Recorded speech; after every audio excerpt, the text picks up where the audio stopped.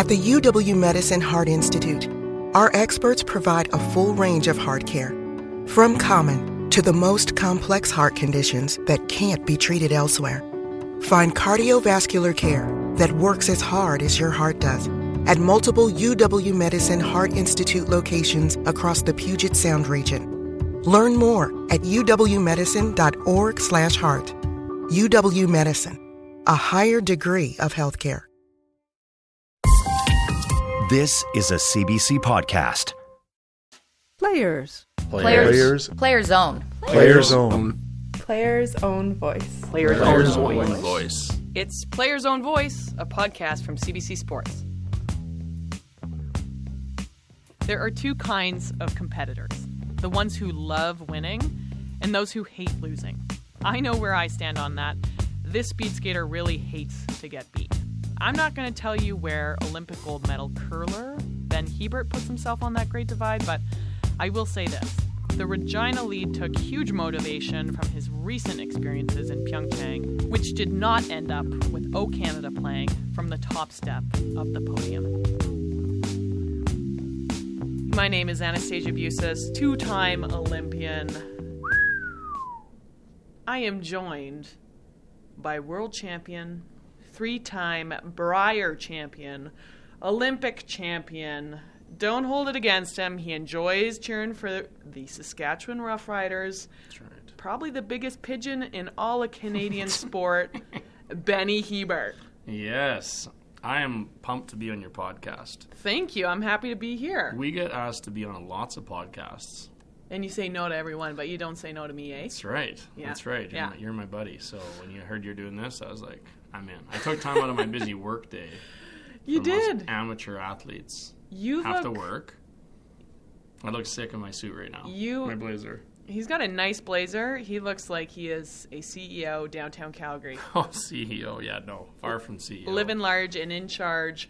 Also, one of the most prolific leads in all of curling. Ooh, I like that. Okay. Yeah. I'll take it. I had to ask my dad if that was the truth, and he said Oh, yes. stop it. So Keep you going. know my dad Keep loves you. He's got a going. big man crush on Ben Hebert. Good. Everyone does. Good parents. I like your parents. I do too. Good people. Free beers and hot dogs. They take care of the boys. Yeah.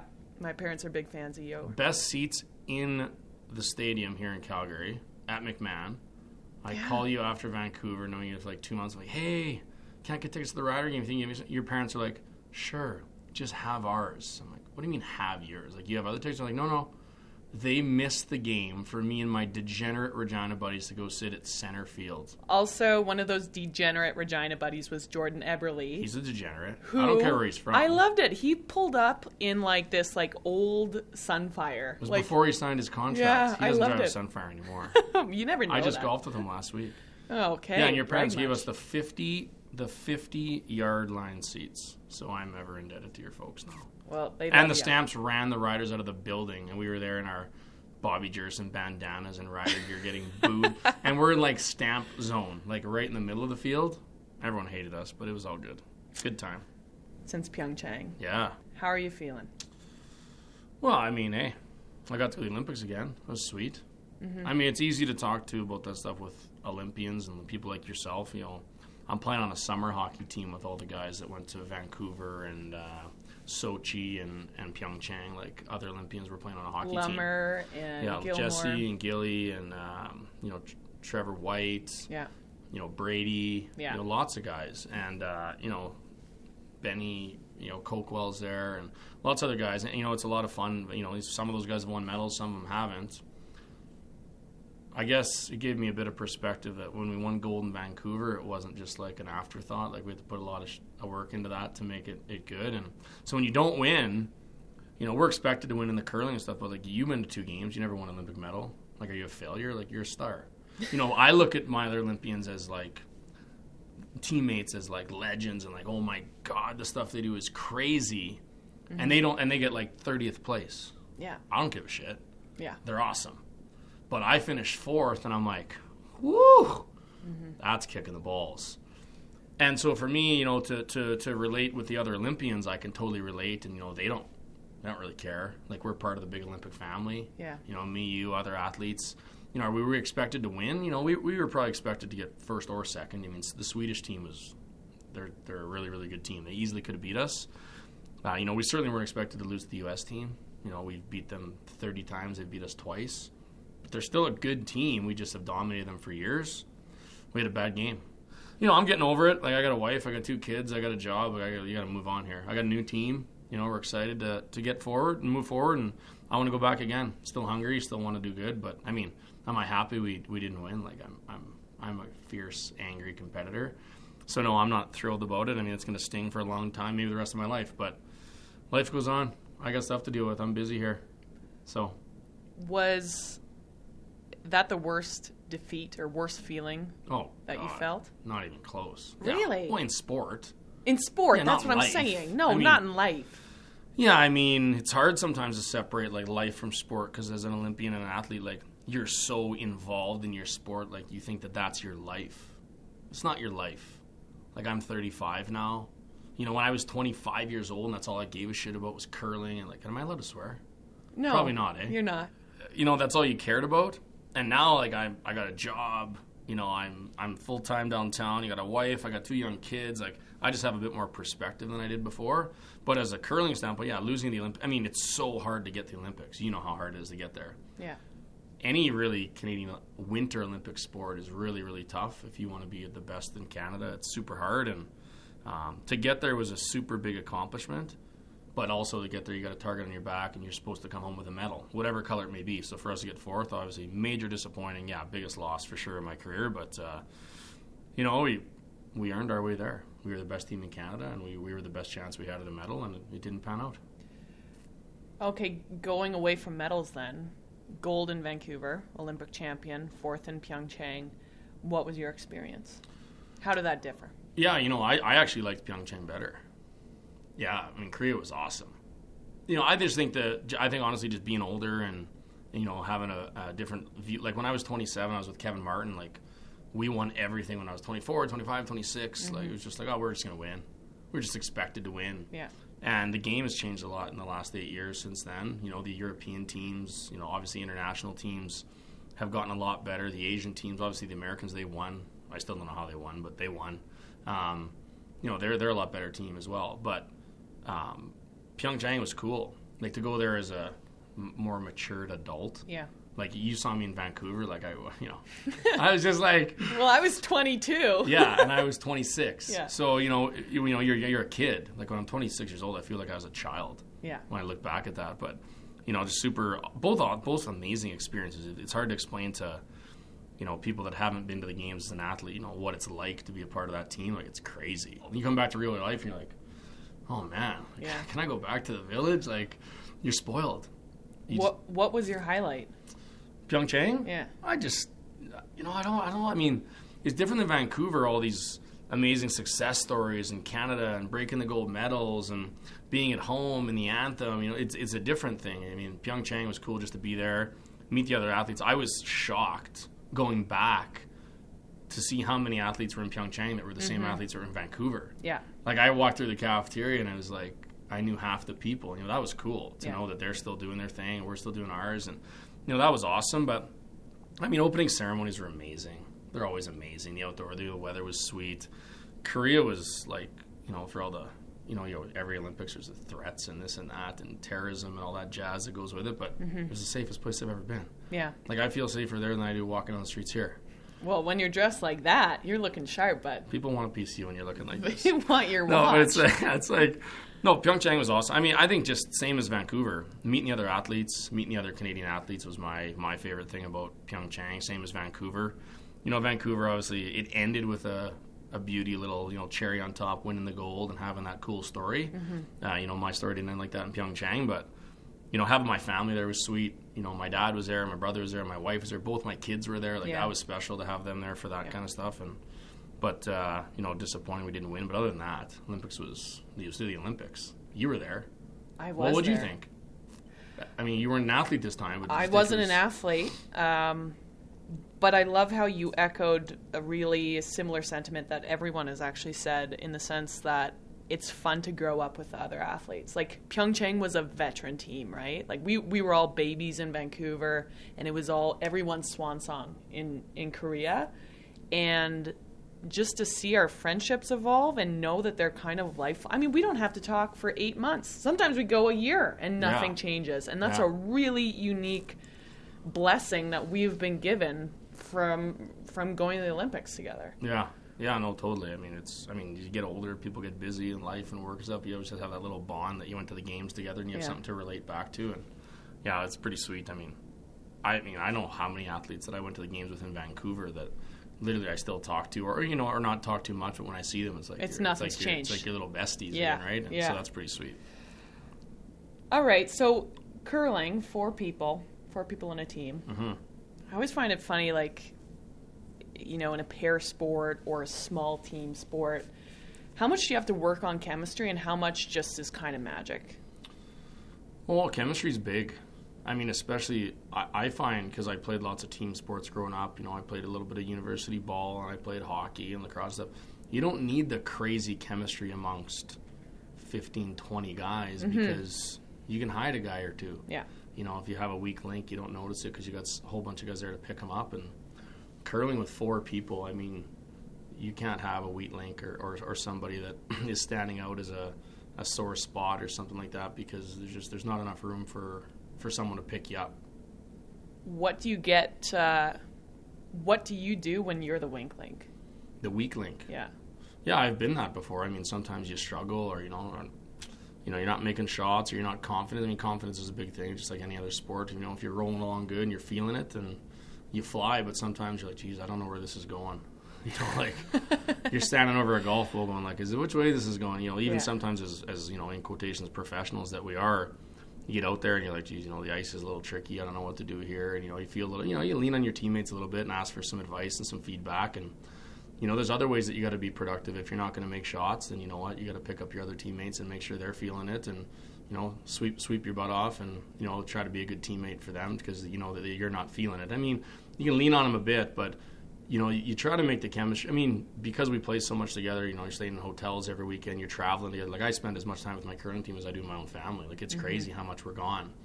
But, I mean, so it's no different than your best friends. I mean, you know what gets them going and what brings them down and, what's going to put them in a good mood and a bad mood. And so because you know all those things about it, I think the chemistry is super important, for the reasons that if you're struggling, your teammates can pick you up. If they're struggling, you try to pick them up. But it's not as easy as having a big team. Because, when you're with a small team, you know all the good stuff about them. Yeah. But guess what else? You know all the bad stuff, right? So when you're with a big team, you don't know everything about everybody. And so with the small team, you really get to know them. And I think that's the thing you need to critique and then, try to find the personality, either things that you have, that are similar that you can benefit from, and then obviously the conflicts that you try to avoid or improve on. How hard is it to keep your mouth shut, though, when someone's calling a shot and you completely disagree? I don't do a very good job of that. Well, that's what I'm alluding to, bud. Me.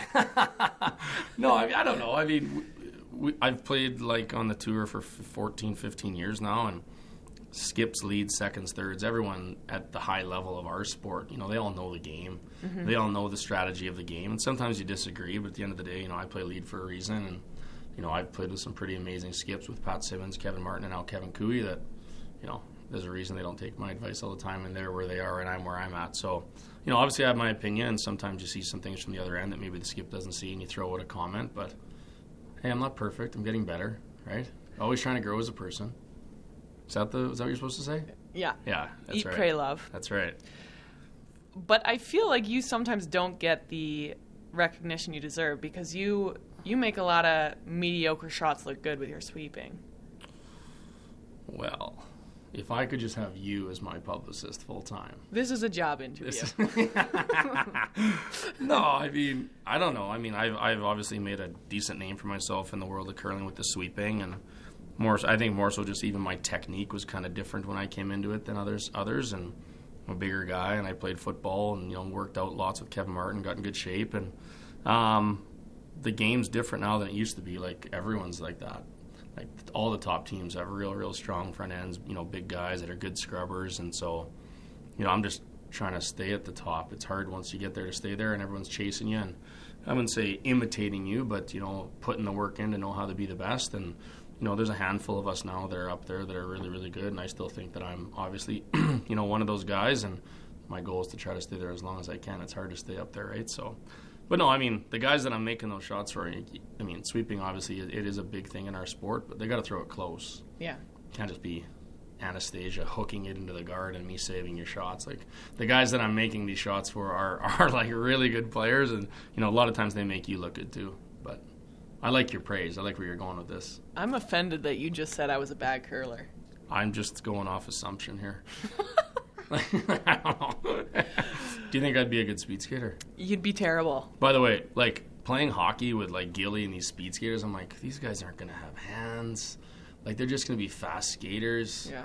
Oh, baby. Gilmore's got soft mitts. He's good. Yeah, he is He's good. probably the best player on our team. He's really good. He real good. And he's angry out there. I like the anger. Yeah. I like the hockey anger. Yeah. Yeah, I appreciate Hacks that. the shins. Yeah, I got kicked out of our game on Sunday night. Oh, was your wife there? No, I don't know. No. Why did you get kicked out? It was a bad ref. Called me for some bad. It was like 3 penalties and you're out of the game. Oh, jeez. And there were 3 soft calls, so I was disappointed. What Got were up at the- 10 p.m. on a Sunday night to go skate, get a little cardio sweating with the boys. Kicked out of the game. Did you Marty McSorley someone or what? No, if I did that, I would expect to be kicked out. No, I was weak. I was disappointed. Anyways. Going back, talking about chemistry, Yeah. was the team in alignment going into Korea? Oh, yeah. That's the thing. Like, we did, we had a really good support staff going in. We were pumped. We came off a big high of winning the trials.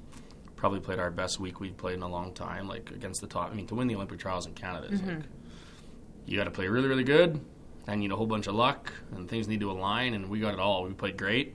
We took a couple weeks off with our family. We prepped up in Camrose for another event, went to the Continental Cup, played really, really well there. Lost a semi in Camrose. Like, we had some good, everything going really good for us heading into Korea. Went to Japan for a training camp.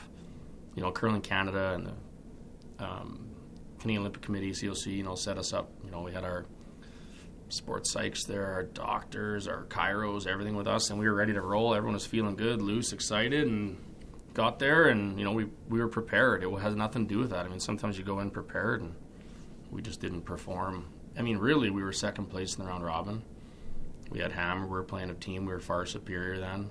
We were in a good spot. We just didn't execute when we needed to. I mean, ice was a little bit tricky than what we would normally want in a situation of the Olympic semifinal. It wasn't to our advantage as the better team.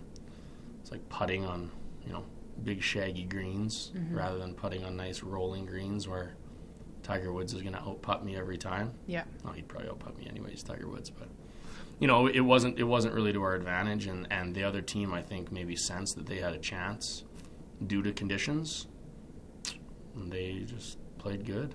And we we were tied up with Hammer playing 8. We probably win 90% of those games even still. It was really one shot. And then after that, free fall. But, yeah, just, I don't know. I look back at it still and I'm like, geez, we were sitting in a really good position. Like, we didn't have there was no, like, crazy stories of, oh, this was going on or behind the scenes or this and that. Like, we were ready to roll. Which is almost worse, though. Yeah, I know. I wish there was something that I could be like have a massive excuse, and there wasn't. We just the team we played played way over their heads. Like, they don't play like that all the time, or they wouldn't be where they are in the world, and we were there, right? So that's why there's sports. It's upsets. I mean, I'm a big sports fan. I cheer for upsets. I was cheering for Cleveland to beat Golden State.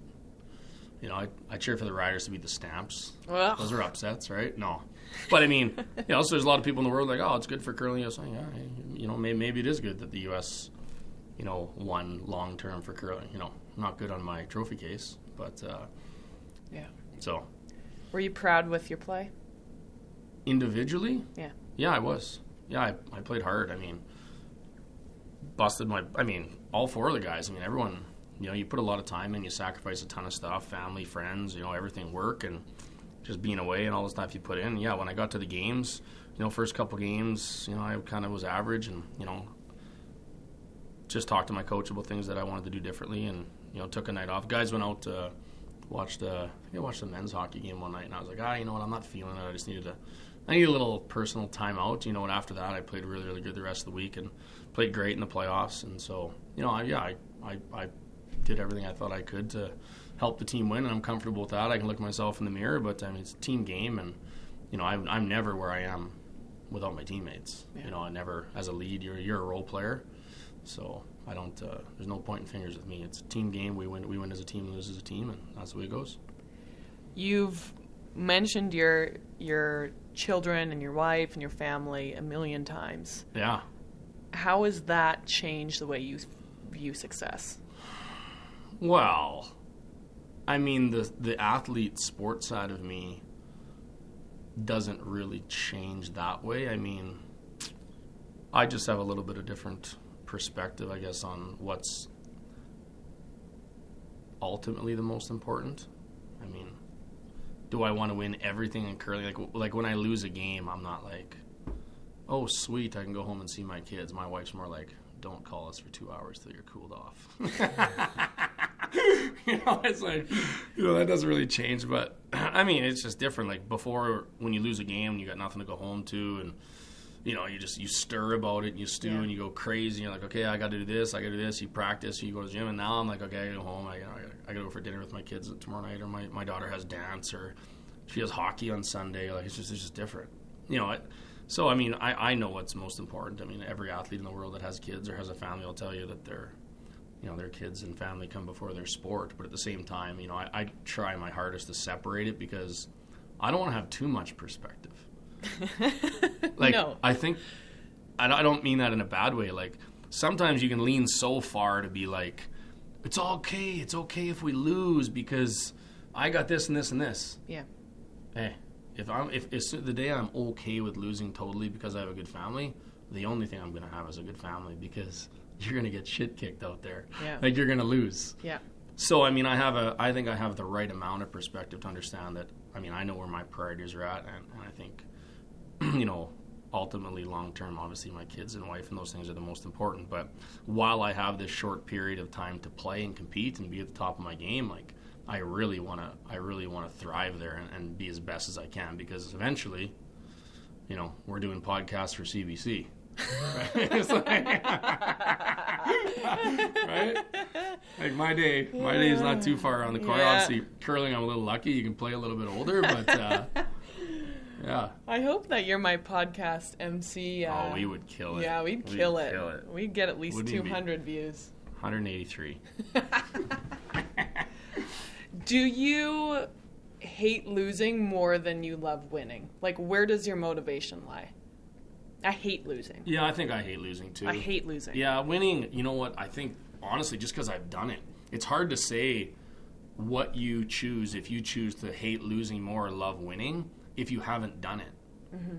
Like, I was on the craziest curling team ever with Kevin Martin. Like, man, I look back now. The game's changed where there's a lot of good teams, and when we were going really good then, there really wasn't that many good teams for us to compete against. There was a few, but not like now where there's 15, 16, 17 teams that if you don't play good, they're going to beat you. There was like 4. Yeah. And if we weren't playing against them, it was like, whatever. Let's coast through this one and get to the tough game. It's just a different time. And we were super talented. Like, Mark Kennedy at second, John Morris at third, Kevin Martin. Like, they could have had anyone at lead. I was just lucky to be on that team. They were crazy good. I remember, having a front seat to that team was gross. Because you won like 500 million straight. Yeah, well, matches. we weren't that. We had ups and downs too. But for a while there, we were running hot, and I just think I hate losing. I think because I've had the feeling of winning. Yeah, losing bugs me. You don't like getting beat, but the whole goal as a competitor is to compete against the other guy or for the other girl or whatever it may be, right? And you want to take down your competition. You want to show them that the work you've been putting in is more than they've been putting in, and outduel them. Mm-hmm. So when you lose, it's like a failure. But so the thing is, for when I win, it's not like, oh, sweet, I won. It's more like, yeah, that's what I'm supposed to do. Yeah. The work I put in, I'm supposed to get me there. Yeah. The difference now is in curling. Every sport. I was the guest speaker in Bethune, Saskatchewan. That's a Town. Great town. Bethune. Bethune. Bethune. I thought you said buffoon. Come on, you buffooned it. I did. No, Bethune, Saskatchewan was like 40 minutes outside my hometown, Regina. And I was talking about like sports, and there was people. You hear people say like, "Work hard and you get whatever you want." They're like, come on, who actually? Does someone actually think that? There's a lot of people that work hard. Yeah. If you have a lot of talent, and you work really, really hard, and you get a good opportunity, and you get a lot of breaks and things line up your way, then you get to win. Like, it doesn't just like you work hard and you win. Yeah. Because then there's a million. There's like probably. I remember a few guys back in Saskatchewan that I grew up curling with. Like, they would practice so hard and they'd be in the gym all the time and throw a million more rocks than me, that were obsessed with the game. And like, I could go out blindfolded and beat them. Yeah. And I'm like, man, like, you just, some guys, you have it or you don't. It's no different than you. I mean, sure, you grew up with some speed skaters that were. I completely agree, but I grew up and I was like the 8th of 8 girls. There was 8 women growing up in Alberta at the time, and I was always last. And for whatever reason, I wasn't born with 2 left feet, but I didn't outwork them. It just like I was more gritty. Maybe that goes hand in hand, but there's so many people that had more. Yeah, but this is actually a big compliment that I was going to give you. You're a big game player. Like, I would never bet against you, and I identify as a big game player. Yeah, that's my line with my team. Yeah. Like, we go to big finals or something, like, boys, big players play big in big games. I just joke about it, and they're like, oh, Christ, way to pump us up with a negative speech, Betty. And I'm just like, boys, raise your game. Yeah. It's all just fun. I mean, I say that stuff as a joke. I don't come from a curling background. Mm-hmm. I mean, I think maybe that's what, to be honest, I think it's given me an edge in curling. Like, I played provincial lacrosse in Saskatchewan. I played on a couple of really good ball teams growing up. I was a reasonable hockey player when I was younger. But I mean, it just had, like, team atmosphere. Like, I've been around that kind of sports teams and those locker rooms, and to know how you get the best out of your teammates and how not. And, play a little bit of junior football and high school ball. I mean, that stuff is... I didn't grow up in the shake hands of being the gentleman's sport of curling. And yeah. It just wasn't my upbringing. I mean, you probably see that from time to time, and for some good and some bad. Yeah. But I'm comfortable with it. I mean, that's who I am, and I think it's honestly what's made me be a fierce competitor and have success in curling. What legacy do you want to leave? That's a hard question. Like, I don't. It's hard when you're playing in it. Like, I think you've been away for a couple of years, and you can look back. Like, I've seen a couple of your blogs you wrote and stuff, and they're deadly, but. I have a hard time, like, looking further than when I'm done, a legacy I want to leave. I mean, even, like, everything that, winning the championships and the trophies is sweet, but, like, people look back, Ben was a fun guy to be around, he was a fierce competitor. He was hard to play against, but off the ice, we had a beer. And I really like my competitors that I compete against. I mean, hey, there's the odd guy you don't see eye to eye with? Of course. I mean... There's 300 guys. And you put that many guys or gals in a room, and they're not. I mean, probably you're not going to get along with everybody. Yeah. So, but I mean, I have total respect for my competitors. They're all, especially nowadays, everyone's getting really good. And then they're working hard, so you really got to put the time in. But and you obviously mature as you get older. I wouldn't have said that like when I was 25. I'd have been like, I don't give a shit about anybody. I just want to kill everyone. I could care less what my legacy is. I mean, and I don't really. I care what people. It's hard now in 2018 because social media. Yeah. People like have full access to you, and curling's on TV a lot, or they follow me on my Instagram or my Twitter or my stuff. It's like they think they know you. It's like I have Instagram so my mom and dad can see pictures of my kids. Yeah. It's not for these the crazy curling fans or people that think that they know my life. Like, they don't know me. Yeah. They think they do though, right? So then. My legacy, do I care what people think about me? Like, I guess I care what the people that know me think about me, I don't really care what fans around the world think. I think I maybe used to care. Like, when you're young and people have access to you full time and you're kind of like getting into a C-list or D-list celebrity status in Canada and you walk down, you're like, you know what I mean? I'm a D-lister. Sure, so I'm C then. You're C. You're one step above me, but when I don't know, it's different. Then you've been there for a long, long time. And you're kind of just like, I don't care who that. Like, I don't know. Yeah. Maybe I'm bad. I should care more. I got too much stuff going on in my own life to worry about that stuff. I don't think that's bad. even my wife would kill me. Like she used to like tell me something about something. I'd be like, hey, I don't care. Like like I had a crazy day at work. I got to take my kid to ball. I got a kid learning how to walk, falling into stuff. Like we got to clean this. I'm too busy to like worry about what other people have to think. So right now, what's my legacy? I don't know. I don't even know how to answer the question. What's your legacy? Can I throw that back at you, or are you running the questions here? I'm running the questions, but my legacy, no, you've touched on it a million times. I mean, it's all about the people that you meet through the journey, and as much as that sounds like a cheesy Instagram quote, it's the truth. Oh, big time. And cliches are kind of annoying because we all know that they're the truth, but you going out to play hockey with the boys, or us, in a few years when you're done and retired and we fire up this podcast. Dueling podcast. The Dueling podcast. We're both going to be on the D list, making millions. Oh. It all boils down to that human element, right? Oh, I think so. That's why we love sports, though. But the people that don't play sports will be like, oh, how many Briars did you win, or how many World Championships? And you know what? Hey, am I pumped I won those? Oh, thrilled. We should be. And I think when I look back, I'd be like, wow. But until that's over, I don't think I could ever look back at that and be like, oh, this is what I'm playing for, this and that. But I mean, the people you meet along the way and the stories you have and how you relate to the athletes, that's awesome. How is Pyeongchang and the lessons learned there going to influence what you do in the future? Well, I mean, I wouldn't say the only positive, the main positive for me, I mean, I'm 35. It's like I'm on the back nine of my career probably as a curler, right? When I was growing up, I thought people curled until they were like 80. Well, skips could. I mean, I'm a sweeper. Like my left shoulder takes a little bit of heat. Yeah. I'm just, and just life. Like I got a good career here in Calgary. Kids are getting older. I'm coaching my daughter in ball. I'd want to coach my son in hockey. Like I want to be around for that stuff. So, I mean, if I retired now, you don't think I'm fulfilled as a curler? Are you kidding me? Like coming from Regina, playing Thursday night junior, I didn't think I was going to be here. So I've done more than I ever thought I could do. But now that I've had a taste of it and have been successful, I want to keep. You can't get those feelings anywhere else. Mm-hmm. It was like, what did it feel like to win the trials or win the Brier? It's like, not the same as landing a contract at work or you know, going to your daughter's dance recital. Like they're still amazing moments, but it's just different. You can't get to that high without it. So that's why I still play. Like I love it. I like competing. I like playing against the best people. If you play against the best people and still win, like to be the best in the world at anything. Mm-hmm. I don't care if it's like darts or like like you can be the best. No, it's unbelievable. Like when people would be like, you could be a really good car salesman, or you could be the best in the world at this, and they're like, well, I think I'm going to choose the car salesman. I'm like, it's crazy. If you have a gift in anything or an opportunity to be the best in the world, like that's why I play. I like challenging myself against the best people in the whole world at something. That's cool.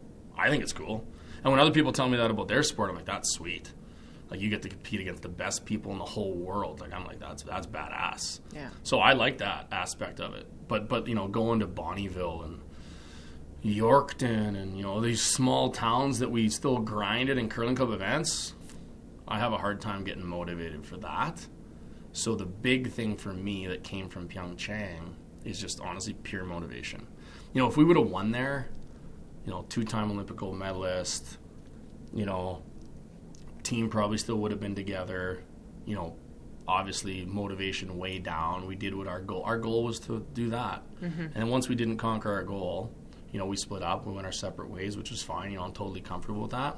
But if we would have won, I know what it would have been. It would have been a victory tour, and we'd have been doing a lot of speaking, telling the fun story like we did after Vancouver, and trying to make some money, because we don't make a lot of money as amateur athletes. Like you try to do that stuff, mm-hmm.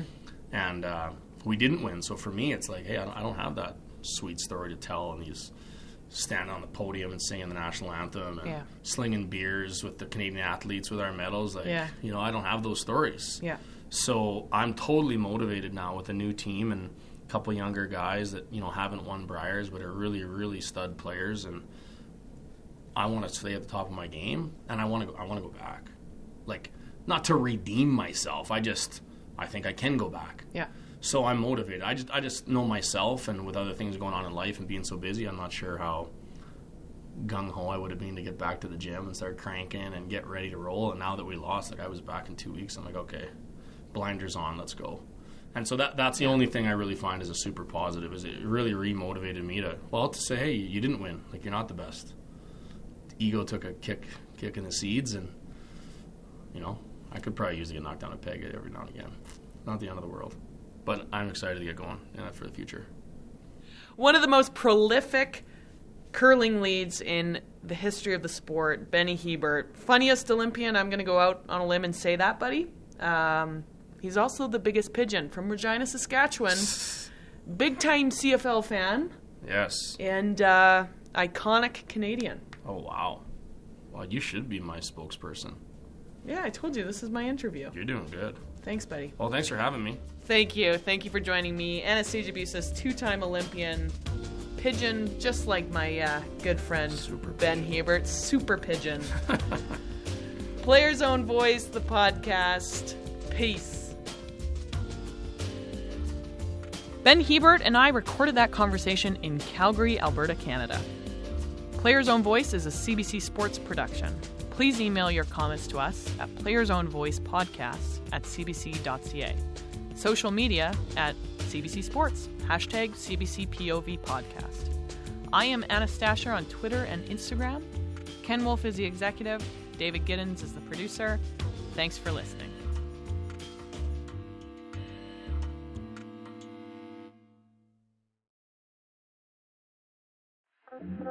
Love CBC podcasts?